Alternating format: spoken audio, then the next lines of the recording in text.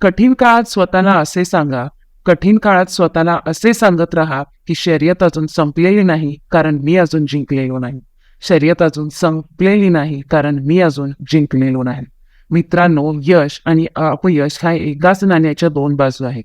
अपयश ही यशाची पहिली पायरी आहे, असं आपण खूप वेळा ऐकतो. पण मित्रांनो, सध्याच्या या काळामध्ये अपयश ही यशाची पहिली पायरी नसून अपयश ही यशाची पूर्ण पुस्तकच आहे, असे म्हणायला हरकत नाही. ज्या पुस्तकाच्या शेवटच्या पानावर यश असते, ते पूर्ण पुस्तक अपयशाच्या पानांनीच भरलेले असते आणि ते गाठण्यासाठी आपल्याला आधी अपयशाची संपूर्ण पुस्तक वाचावे लागते. याचाच अर्थ आपल्याला भरपूर प्रयत्न करावे लागतात. जर आपल्यात जिद्द आणि प्रयत्न करण्याची ताकद, इच्छाशक्ती, मनोबल असेल, तर आपल्यासाठी कोणतेही कार्य कठीण नाही. आपण खचून न जाता अगदी शेवटच्या क्षणापर्यंत प्रयत्न केला पाहिजे.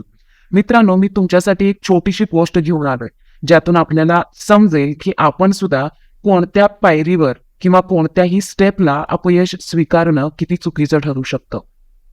मित्रांनो, खूप वर्षापूर्वी एका सरोवरामध्ये खूप बेडूक राहत होते. सरोवराच्या मधोमध एक धातूचा खांब होता. तो खांब सरोवर बनवणाऱ्या त्या राजाने बांधला होता. खांब खूप मोठा आणि उंच होता, पण खूप दिवस पाण्यात राहिल्यामुळे तो चिकट झाला होता. एक दिवस एका बेडकाच्या मनात आलं की आपण एक प्रतियोगिता भरूया, ज्यामध्ये सरोवरातील सगळे बेडूक भाग घेऊ शकतील.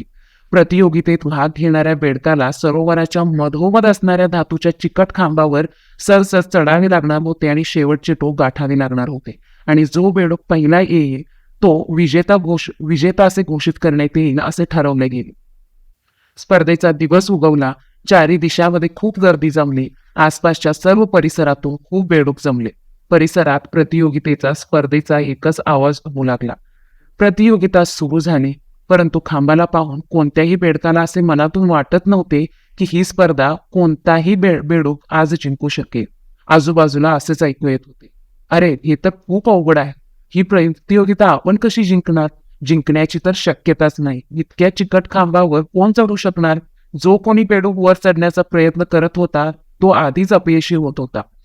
थोडा वर चढून तो परत खाली येऊन पडायचा. प्रतियोगितील खूप बेडूक पुन्हा पुन्हा प्रयत्न करत होते, पण सर्व स्पर्धकांच्या तोंडातून एकच आवाज येत होता, हे तर शक्यच नाही, हे कोणाच्या हातातूनही शक्य नाही. आणि प्रतियोगितेतील जे उत्साही बेडूक होते, ते सुद्धा आता हताश होऊन गेले होते. त्यांनी आपला सर्व प्रयत्न सोडून दिला होता.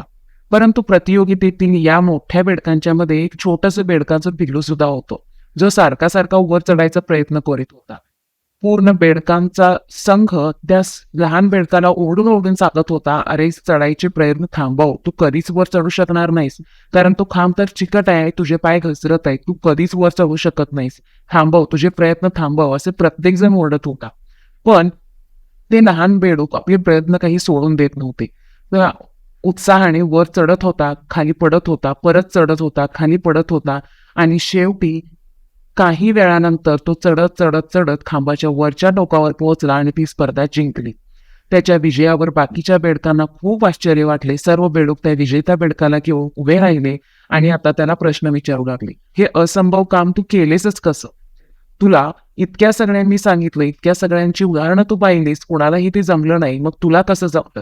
हे विचारल्यावर सुद्धा ते बेडूक गप्पच होतं. इतक्यात मागून एक आवाज आला, त्याला काय विचारताय, तो तर पहिला आहे.